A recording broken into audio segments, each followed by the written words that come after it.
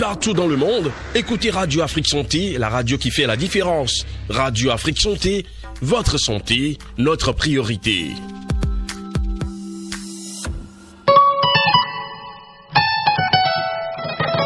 Glissez dans l'univers merveilleux des contes tous les jours à 20h avec l'émission radio la plus captivante. Conte, raconte. Conte, raconte. Laissez-vous transporter par des histoires envoûtantes, des personnages extraordinaires et des aventures sulfureuses. Que ce soit des contes classiques révisités ou des créations originales, nos contes vous feront vivre des moments magiques remplis d'émotions. Ne manquez pas l'émission Conte, raconte. La petite parenthèse à ouvrir ensemble tous les soirs à 20h. Évasion et émerveillement assurés. C'est seulement sur Radio Afrique Santé.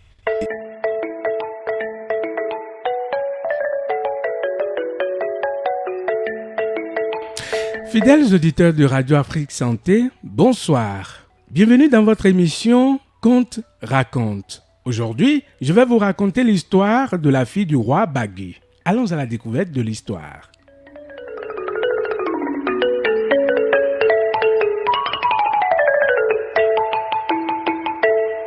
Histoire de la fille du roi Bagui. Il était une fois une princesse nommée Sébaï, si belle que tous les jeunes gens du monde désiraient l'épouser.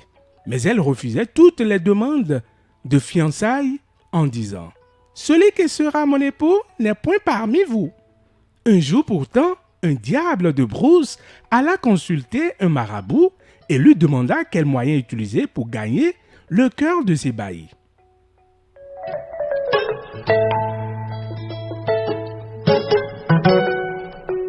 Cher génie, je vous prie de m'indiquer comment conquérir la fille du roi, la princesse Sébaï.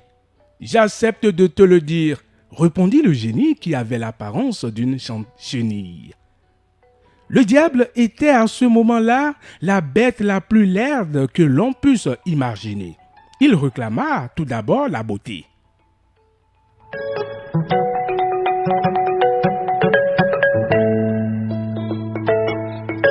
Si tu vas demander au singe de brousse ses cheveux blonds, dis-le, génie. Si tu remplaces tes dents par des champignons choisis parmi les plus blancs, car tes dents de diable ressemblent à celles des éléphants et tout le monde a peur de toi. Si tu prends les pieds d'une taupe, les yeux d'une musaraigne, la belle figure d'une girafe, si tu fais tous ces emprunts, tu seras beau.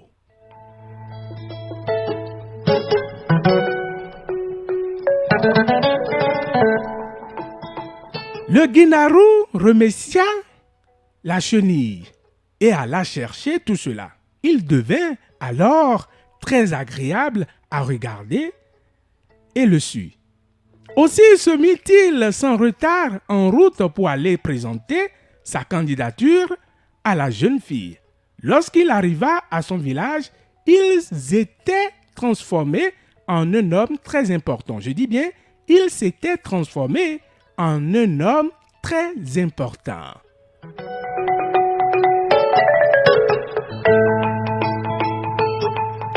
Sébaï aima de tout son cœur ce guinarou qui venait solliciter sa main. Elle dit, « Celui-ci sera mon mari pour l'éternité. » Alors, la petite sœur de la princesse qui était sa gardienne fut prévenue par la mouche Tizé, sa protectrice, et intervint. « Ah, ma sœur, ce n'est pas un homme que tu vas épouser, c'est un habitant de la brousse. » Sébaï répondit. « Va-t'en, tu m'ennuies. » La petite sœur se mit à pleurer sur le malheur de Sébaï qui ne connaissait pas son destin.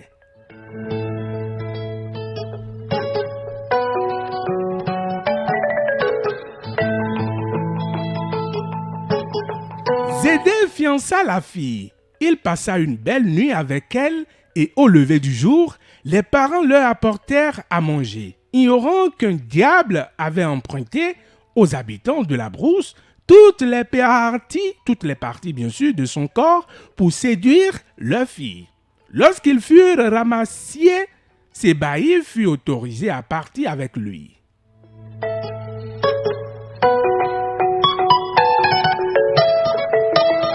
La jeune sœur lui dit alors, va dans la case où dorment les chevaux du moins de ton père. Va dans la case où dorment les chevaux de ton père. Prends le plus petit, voilà, que tu trouveras et monte-le pour accompagner ton fiancé. Comme ça, il ne t'arrivera rien de mal.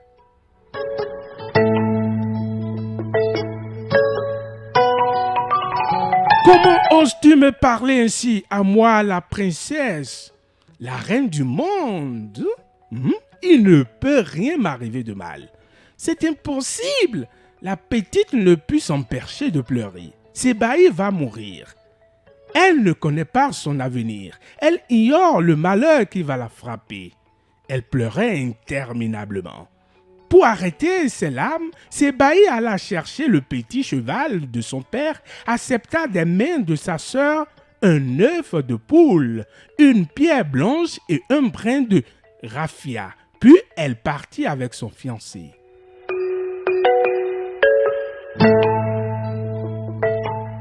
Lorsqu'ils eurent parcouru une longue distance, ils trouvèrent devant eux, à un détour de la piste, le champion qui avait prêté ses dents au Guinaru. Il parla.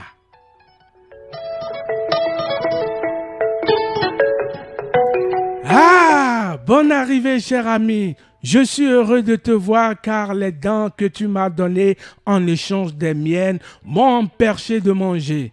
Je ne puis dormir car depuis ton départ, la faim me ténaille. Sébaï, entendant ces mots, se souvint de la mise en garde de sa sœur et se demanda si ce qu'elle voyait était vrai. « Je ne vais pas plus loin, je retourne chez mes parents, dit-elle au diable. « Non, c'est impossible car tu commences à voir mon personnage. »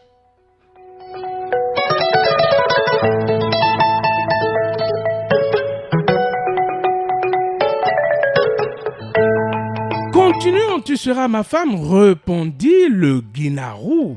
La jeune fille ne pouvait s'échapper car la distance était déjà trop longue.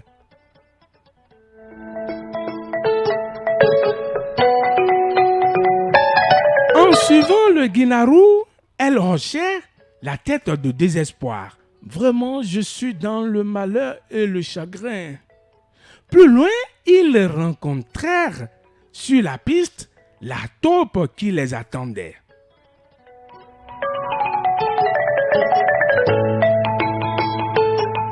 Ah, bonjour cher ami, les longs pieds que tu m'as laissés en échange des miens m'empêchent de marcher. Avec eux, je ne peux couper les petits roseaux que j'aime tant grignoter. Te voici arrivé à point. Prends tes pieds et rends-moi les miens. Et le diable réchaussa ses grands pieds. Sébaï était très inquiète. Ils reprirent le chemin et arrivèrent au village de la musaraigne.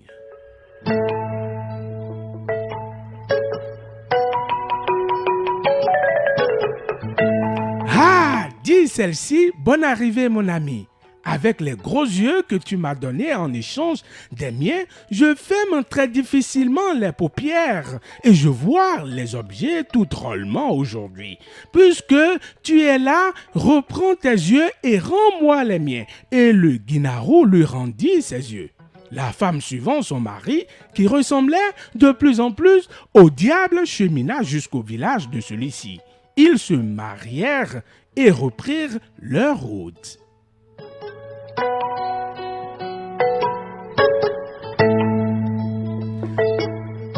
Guinaru marchait à pied et Sébaï suivait, monté sur son petit cheval. Ils parvinrent ainsi au village du singe blanc. « Ah, tu as repoussé la fille du roi, la princesse? C'est très bien. Merci mon ami, tu es brave.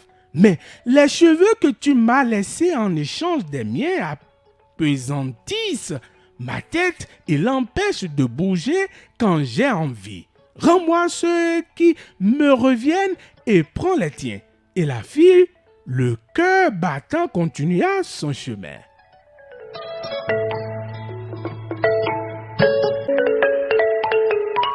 Le diable devenait de plus en plus laid. Il était si horrible qu'aucun être humain ne pouvait le regarder. Et Sébaï, qui avait refusé d'épouser un homme dont la beauté n'égala pas la sienne, eut peur.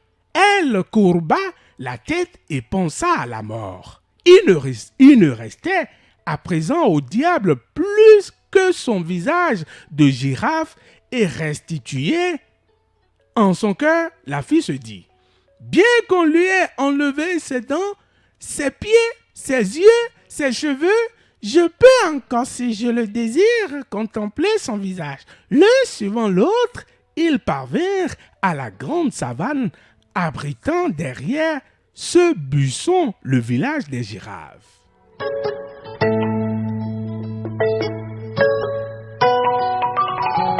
Bon, dit le Guinarou et Sébaï, attends-moi ici, sans bouger. Je m'en vais uriner derrière le buisson que tu vois. Et il s'éloigna. Il rencontra la girafe qui lui demanda de lui rendre son beau visage et lui retrouva sa vilaine gueule, sa bouche affreuse crachant le feu. Ayant ainsi repris complètement son apparence de diable, il rejoignit sa femme Sébaï, la jeune fille.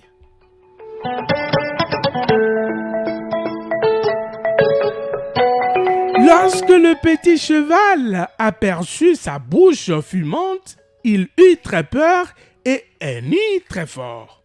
Il se carba, fit volte-face et emporta la jeune fille au triple galop. Derrière eux, le diable prit sa course et la poursuite commença. Le cheval courait si fort qu'il se trompa de route et s'engagea sur la piste conduisant au village où les femmes ne vont jamais. Le diable s'aperçut de l'erreur, mais Sébaï jeta l'œuf de poule et une mer immense barra le chemin au Guinarou.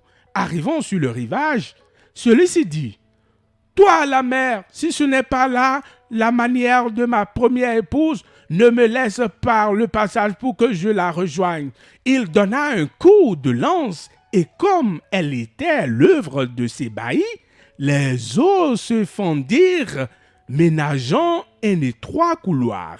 Le diable s'y précipita et reprit sa poursuite. Il courut si vite qu'il fut bientôt près de Sébaï. Alors elle jeta la brindille de natte et une forêt dense, si dense qu'aucun mari ne pouvait y passer, qu'une aiguille n'y trouverait pas son chemin, surgit entre eux. Et le diable répéta sa prière. Si cette forêt n'est pas l'œuvre de ma mère, de ma prière épouse, qu'elle ne me laisse pas le passage. Mais si c'est son ouvrage, ouvre-moi mon chemin. Il tira une flèche. Ah oui. Et une route toute droite s'ouvrit, sur laquelle il se lança. Et la poursuite continua.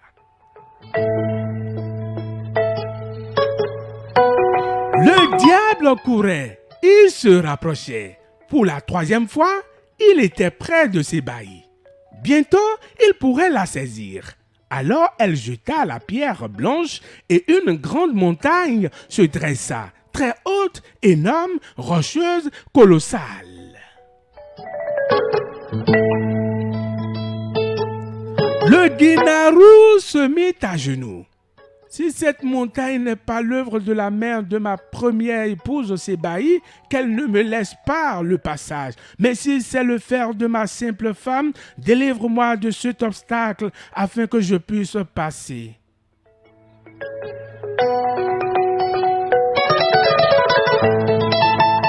Quand il donna de la lance contre le roc, son âme se brisa en deux.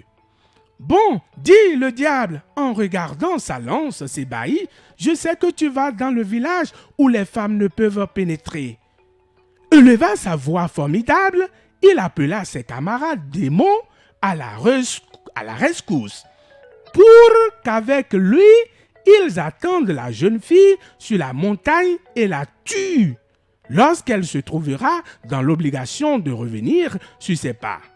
Toujours galopant, le cheval tourna sa tête et approchant ses naseaux de l'oreille de Sébaï, lui dit « Nous voyons l'écorce du village où les femmes ne vont pas. Ici, sur mon épaule gauche, arrache un poil afin qu'il te serve de pantalon. » La jeune fille enleva le poil et celui-ci devint un pantalon qu'elle enfila. Le cheval parla encore.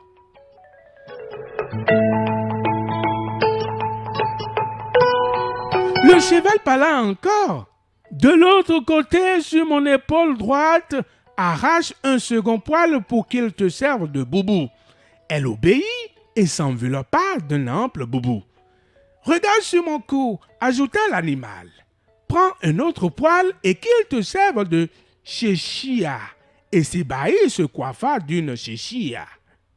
Bon, dit le petit cheval en le regardant. C'est bien.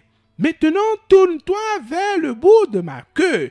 Tire un crin et que cela te serve d'épée.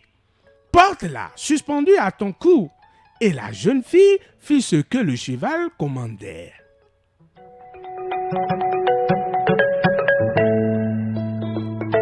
Prends ici au coin de ma paupière gauche et un cil et fais-en une paire de babouches.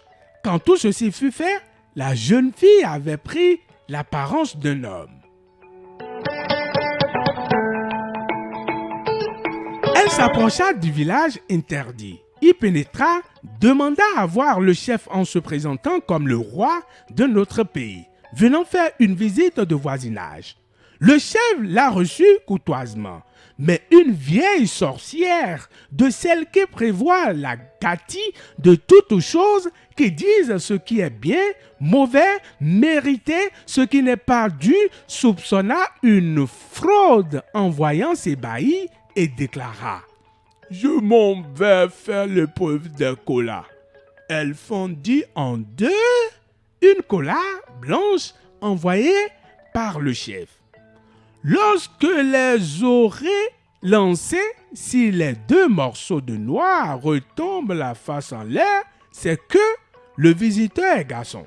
Si l'une seule des faces est tournée vers le sol, c'est que nous avons affaire à une femme. L'épreuve devait avoir lieu devant le chef, mais il l'interdit au dernier moment et ses hommes l'approuvèrent.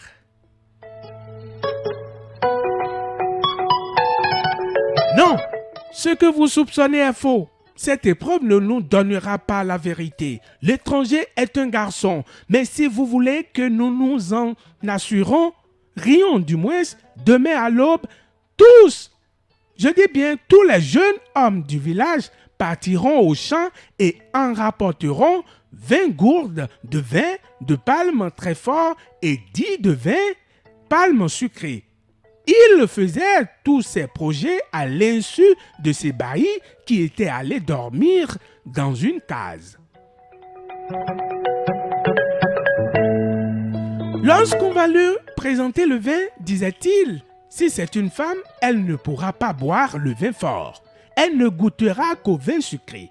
Elle révélera alors son sexe et nous la tuerons. Si au contraire c'est un homme, il choisira le vin fort et nous le laisserons aller. Ainsi parlait le chef et ses hommes. Mais le cheval veillait. Resté à côté de la case, il avait tout attendu. Demain, dit-il la jeune fille, on t'offrira du vin. Ne touche pas aux 10 gourdes qui seront mises à part. Sers-toi de celui des 20 autres qui se trouveront à côté. Au matin, le chef du village fit apporter les 30 gourdes. Il groupa les 10 de vin sucré, les 20 de vin fermenté et les présenta à Sébaï. Elle tendit la main, saisit une gourde de vin sucré, la porta à ses lèvres.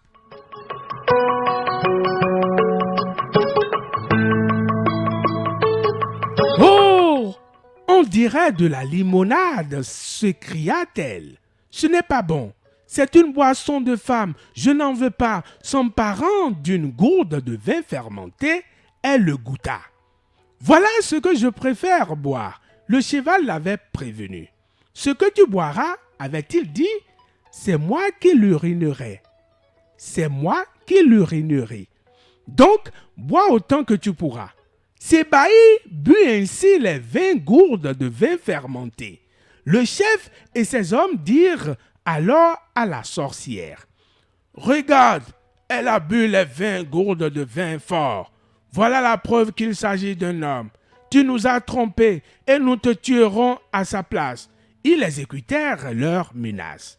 Lorsque la jeune fille fut prête à partir, elle monta sur son cheval, fit ses adieux au chef, aux hommes qui reçurent l'ordre d'accompagner l'étranger jusqu'au prochain carrefour. Arrivée là, la princesse renouvela son salut. Une fois loin d'eux, elle cria, « À vous qui dites que les femmes ne pénètrent jamais dans votre village, je dis que moi, Sébaï, fille de roi, j'y suis entrée et qu'à cause de moi, vous avez tué votre vieille. Aujourd'hui, je connais votre manière de vivre. »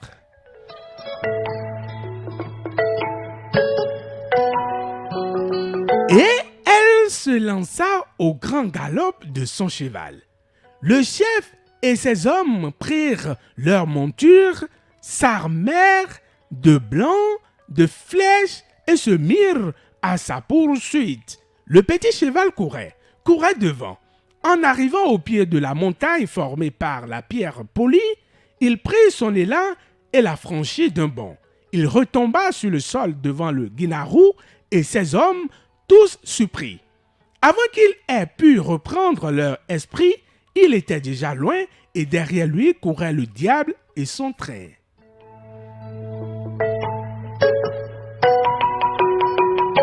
Après un long galop, il atteignit le village du père de Sébaï. Là, les parents et la sœur, le cœur inquiet, se désolaient. Ils se réjouirent tous grandement en la retrouvant. Revoyant son village, la jeune fille rassembla les habitants et leur parla ainsi.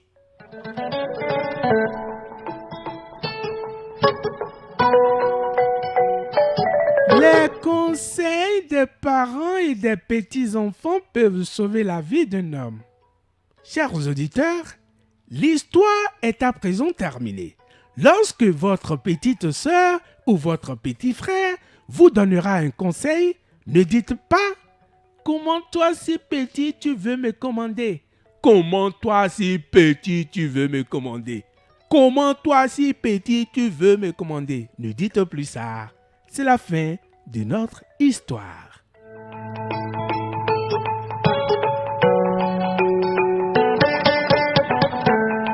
Alors, chers auditeurs, on se donne rendez-vous à la prochaine.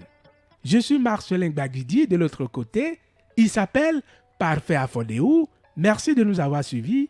À la prochaine. Glissez dans l'univers merveilleux des contes tous les jours à 20h avec l'émission radio la plus captivante. Conte, raconte. Conte, raconte. Laissez-vous transporter par des histoires envoûtantes, des personnages extraordinaires et des aventures sulfureuses. Que ce soit des contes classiques revisités ou des créations originales, nos contes vous feront vivre des moments magiques remplis d'émotions. Ne manquez pas l'émission Conte, raconte. La petite parenthèse à ouvrir ensemble tous les soirs à 20h. Évasion et émerveillement assurés. C'est seulement sur Radio Afrique Santé. Partout dans le monde, écoutez Radio Afrique Santé, la radio qui fait la différence. Radio Afrique Santé, votre santé, notre priorité.